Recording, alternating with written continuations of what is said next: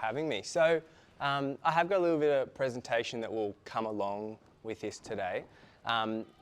Basically, a little bit of background of who I am is I call myself a sports podiatrist, but basically at the clinic, which is foot and ankle, we solely focus on foot and ankle pain. So the normal mould within podiatry these days is that there is quite a full scope in terms of nail care, skin care, podiatry in terms of foot and ankle pain, wound care and etc.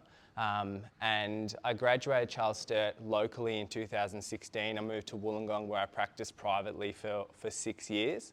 And then I came back to Albury and started the Foot and Ankle Podiatry Clinic in December last year. So what we're having a chat about today is just that 0 to 12 months and what that's actually looked like for myself in terms of coming and starting from zero.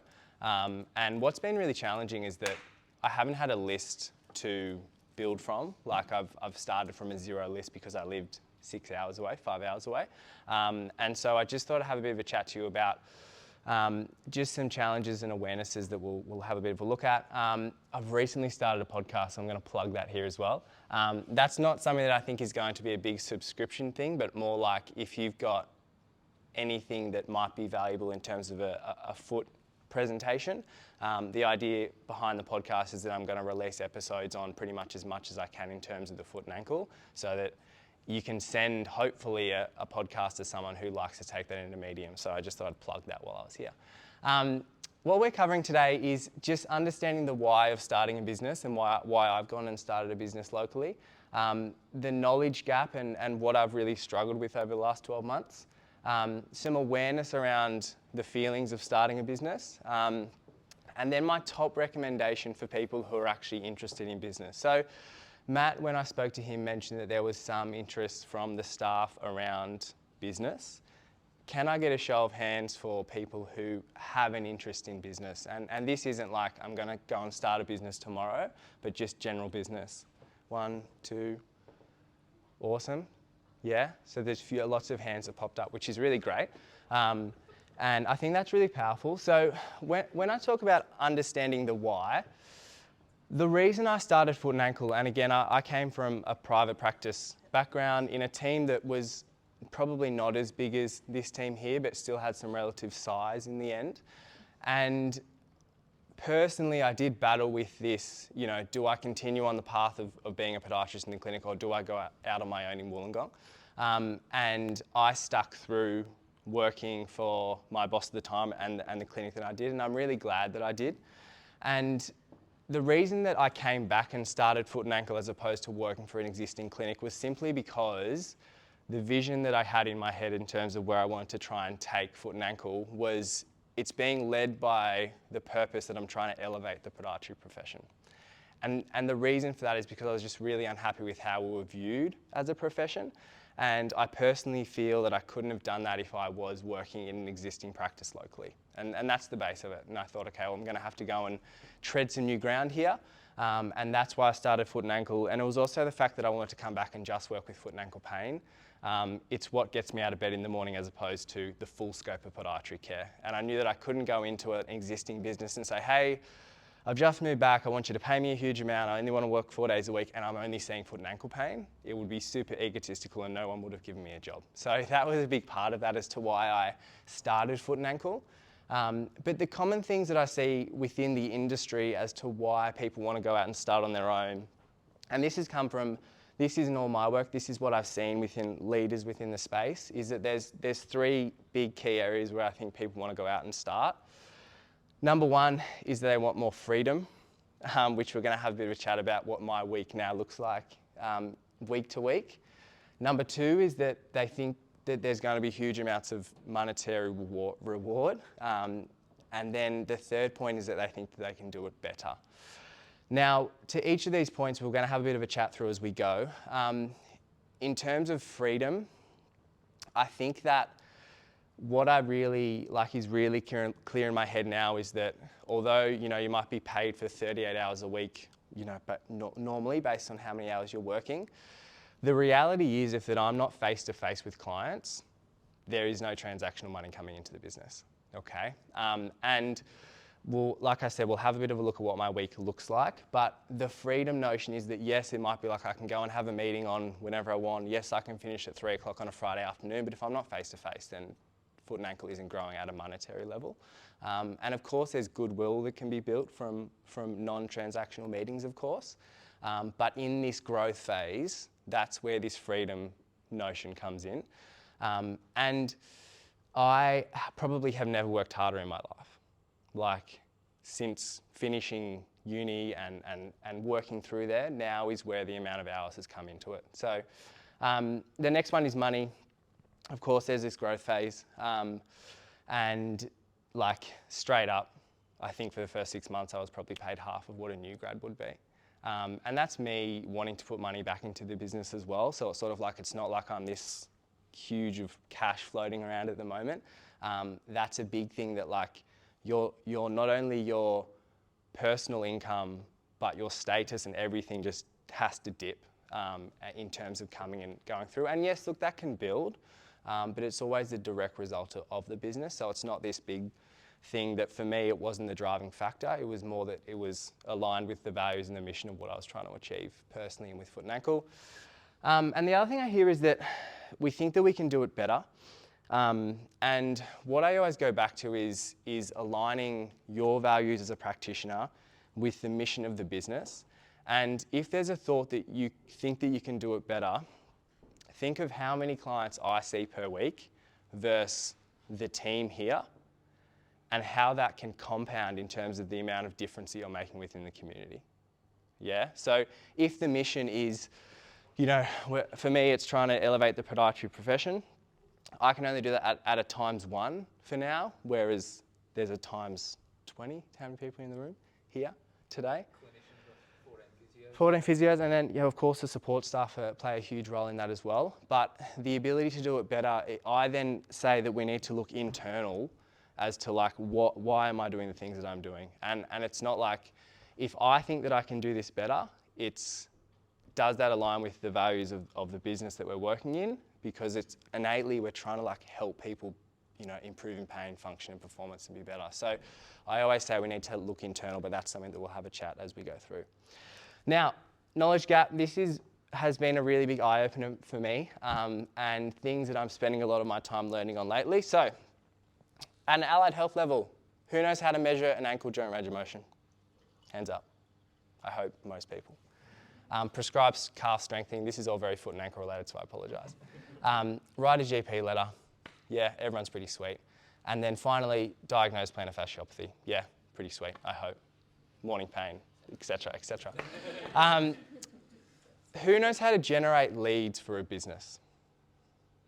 Any hands? Any ideas? Somewhat confidence? Yeah? Give me one. Google AdWords. Sweet.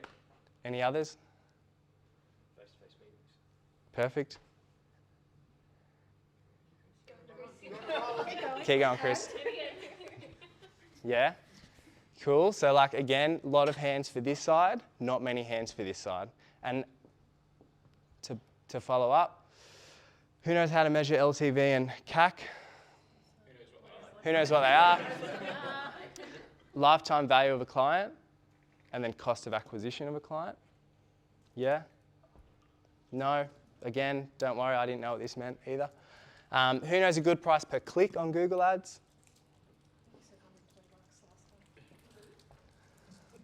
I'm about... Hope not. I hope not. That's not too much. I'm about $2 a click, if that helps. Yeah. And who knows how to edit a video for Instagram? There might be a few people here. Nice, nice. Who knows the ratio for a reel versus not a reel on Instagram? Who knows the ratio for TikTok versus YouTube? Yeah. Now, this here is just marketing. That's just a marketing function of the business. That's not operations, finance, or human resources. That's just a tiny part of marketing, which is this huge knowledge gap that I'm like, we're built to be clinicians. We then need to learn to be marketers as well as learn finance and all this other back end. So that was just an example of where I've struggled and had to spend a huge amount of time. And what I've noticed is that the businesses that do well provide the most value. And value can be defined in a huge amount of ways, but for us as clinicians, our ability to provide value is in the room and then get really good outcomes for our clients. And at the end of the day, the best services or the best products provide the most value. Me in the room, this has to be what's driving it. If I can have the mission that we're trying to elevate the podiatry profession, but people aren't getting good outcomes, then, it's not going to be successful.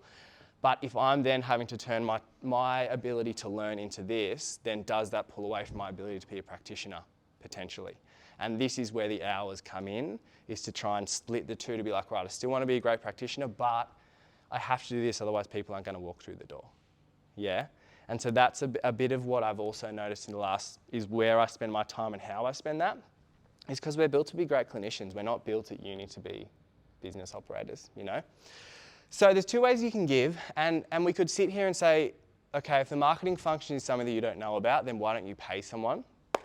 That's fine as a startup, but there is only two ways you can give, with your money or with your time. And so I personally have decided to give more with my time as opposed to money, and that's just the nature of the startup, because these things add up. Like, for example, I'm working with a marketing guy for 4 weeks. There's $1,600 gone for 4 weeks work only. So if you times that by 12 at a startup, which I'm not doing, it's just 4 weeks to start with, then it's sort of like, right, I can pay someone to do this, or yes, you can pay someone to help edit a video, or yes, you can pay someone to help with your marketing, but at the end of the day, it's you and you only, so you sort of have to give with your time. And so that's, the time element becomes huge when you're running the business. So awareness, personal risk, simple things like I can't go and remortgage my home loan because I'm 8 months into a company and they're not going to trust any of my financials, So little things like that begin to pop up as you begin to be a business owner. The lack of team, this is massive. You've got 20 friends in the room right now, and it's something that I really miss about Wollongong, is that I had a huge amount of support in and around me, that we were all driving towards a similar goal. I'm lucky that I have got, an admin, and I have got another, a colleague who's sports chiro, Kat, and it's really great to have people around. But one of the feedbacks that I get from people who go out on their own is that they are alone. There's no admin, there's no one else in the room to knock on the door and see how the day's going. It's you and you only. And so that's, I think, a massive one. And even going from a big team for me to a smaller, very small unit, that ability to feedback, even if it's a super foot specific problem, I'm oh God, I just need someone to bounce with, doesn't exist. And so that has been a big trouble. Just the work required, I can be honest, every day since I started the business, the words, "you are not doing enough work," have not left my head. Every day. I get to the end of the day and I'm God, I probably haven't done enough work. I get, to a Saturday afternoon, I'm I probably need to be doing more. And that is just this consistency, and it's probably me. I'm sure it's not everyone. I'm sure Matt and Nathan had the ability to switch a bit of that off now, which is great. But right now, that is very much in my head. Unpaid work. This is what my scheduled weeks has looked like for this week. So this is my Google Calendar. So I'll run it through for you guys. What you see in red, green, and red is all unpaid work. So Sunday, 2 hours of Instagram content, marketing meeting, note, catch up, orthotic adjustment, correspondence, vet, that was my dog, sorry. Lunch, enhance this presentation prep, podcast planning, podcast reporting, Instagram content down here, Vice and Motion meeting, enhanced presentation, 4 hours of video recording, editing tomorrow. So that adds up to 2, 3, 4, 5, 6, 7, 8, 9, 10, 11, 12, 13, 14, 18 hours of unpaid work. Scheduled time, so it doesn't include the half an hour in the morning, the 1 hour at night time, the probably 10 to 15 hours of content that I'm taking in every single week, whether it be podcast, YouTube, or blogs, learning about how to run a business at that back end. That doesn't equate into here. It's only the blue where I'm actually face-to-face transactional, which the week split looks great. This essentially is a 4-day week with a 3 p.m. finish on a Friday, but it probably doesn't show the maybe 60 or 70 hours of work at the moment. Is there any questions? so far. With the time that you're face-to-face, are you like fully booked? No. Some weeks, yes, it is greater, but no. So this isn't fully blocked work either. So it might be that, 9 to 12, I might have seen 5 clients here. So in between, I'm taking a phone call about financing a shockwave machine, or I might be, chasing up a way to edit a video because the content hasn't been as good quality and things like that. So that's a good question, Andrea. No, this isn't full blocked time yet. I hope to be soon, but that's what we're building towards. So no, and then in between there, that's when I'm trying to do the others, write a blog, stay on top of a clinical load, follow up with all the clients and etc. These are my top recommendations for someone who has an interest in business. Now, what I tend to find is that there's a few ways that I feel like you can look at how successful we can be as within the business world. If there's a combination of work ethic, patience, not trying to get a short-term goal but build towards a long-term goal, then you can be pretty unstoppable. But how I generally advise people, and I wish I did this earlier in my career, is that if you have an interest in business and you think that you can put in with no reward short-term and try and get a reward long-term, then I would be showing up on some sort of media platform consistently for 12 months. And what I mean by that is that, could I have a show of hands, actually put hands up who had an interest in business to start with? Keep your hand up if you've posted on LinkedIn about anything to do with physio. 1, 2 left. Put your hand up, 1 left. Put your hand up. I've got a profile. Hasn't posted? Sweet. Hands back up again. Who's posted on Instagram about any physio work that they've done? Hands up again. Who's posted on YouTube about how to prescribe a calf raise? No one? So the thing about social media, and at a business point, I really believe that content creators who are providing value is what's going to boom over the next probably 5 or 10 years. It's not just going to be pretty Instagram photos, it's going to be video content that's valuable. I would ask you, show up on a platform every single week for 12 months and see how far you get. And the reason I say that is because 1, you have to do unpaid work. 2, you can use your skills as a physio. It doesn't matter what it is. 3, you can begin to tap into things that people think you'll get about being a business owner, like an industry leader and being in front of people. And 4, don't hide behind a brand. Bring out yourself as your personal brand. And so it could be like, hey, all right, I'm going to do a TikTok review of this article that I saw on plantar fasciopathy, but I'm going to consistently show up for 12 months. And because it means that you need to put hours, you need to do it outside of work, it's unpaid work that you're not going to get a short-term gain from, it's that long-term build. And I wish that I did this earlier, because you can literally beat the average by showing up. If I put 20 podcasts out, I will be 1% in the world by showing up consistently. And so in the first podcast, I said I'm going to release a weekly episode. So it puts it out there that I have to do it, and I will show up every week because it's there, okay? And I wish I had this drive earlier, because if we had have been creating content, who knows where it would have been. But pick a medium, it doesn't matter what it is, and show up consistently. Now you could say, what should I post, Tim? I go through my list of the day. Calcopophysitis, right, hey, why are we stretching calcopophysitis? It's a tractional issue, there's some compression, don't do calf stretching, post. The reality is, 8 people might see it, and you could say, well, if no one's going to see it, why does it matter? That should just give you the freedom to post and show up, yeah? And so it's this short-term intervention to try and build this long-term gain, because that's what business is. And if you're not willing to do that, then it's like, okay, where does this want to be a business leader come in? Leading up, if you feel like that you think you could do it better, or that you have a higher work ethic, lead up into the business, go and bring it to Matt and Nathan, say, hey, I want to try this, what do you reckon? I'm sure they're going to say, do it. Hey, I want to start a YouTube channel for the business. Do it. I'm like, why not? And then finally, just understand the why as to why you feel like you want to build the business. Align your values with the mission of the business, and then try and be the best practitioner you can be, okay? Now, I'm going to leave you with, this is the guy that I look to all the time. Does anyone know Alex Hormozi? Or seen him on, yeah? So he's a business guy. He's like 32 and, $100, $200 million worth, whatever. His big thing is work, do the work. And I just thought this quote resonated really well. And it just takes work, shitloads and shitloads of work. Every time I try and dress it up or cut a corner, I get brutally reminded the work just needs doing. And that can be put into any part of your life. We're talking about small business here today.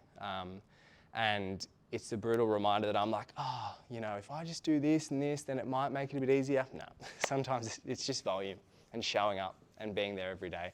And so that's why I implore you that if business is interesting to you and business within the allied health world is where you want to be, try yourself, show it, prove it, put some stuff out there and see how it sticks and then consistently show up, yeah? Because I think that's probably the best way to do it. Thank you. We had 15 minutes. I didn't want to go too long. I also don't want to scare you all out of business either. Like, I'm having a really great time. But it's just heaps of work and heaps of hard work, so which is fine. He's a smart man, so Chris. Where do we get your podcast? If you Google Spotify, mate. Spotify. I'm a subscriber. Oh, thank you. Yeah, it's there's only 3 apps at the moment. It's Spotify and Apple Podcasts. If you Google the Foot Ankle. Notification when you post. Oh, really? Thanks, man. Foot Ankle Podcast. Foot Ankle Project is the podcast name, or if you Google Tim Pargeter, you'll also find me. Thank you, that's great, Chris. If you leave a 5-star review, that'd be awesome. Just another question, I guess, when you started as early in your, how many years have you been out? I graduated in 2016, so this is my 7th year out now. Yeah, so I guess in your early years, Yeah. working, you just wanted to like focus on the work and try and find your niche, and I guess your foot and ankle pain is your niche. Yeah. And then in that time, I guess, did you have like other commitments like sport and things like that, but now owning a business, have you found that you've had to kind of put them on the back, like sacrifice Yeah, them? yeah, certainly. I think that's a great question, Andrea.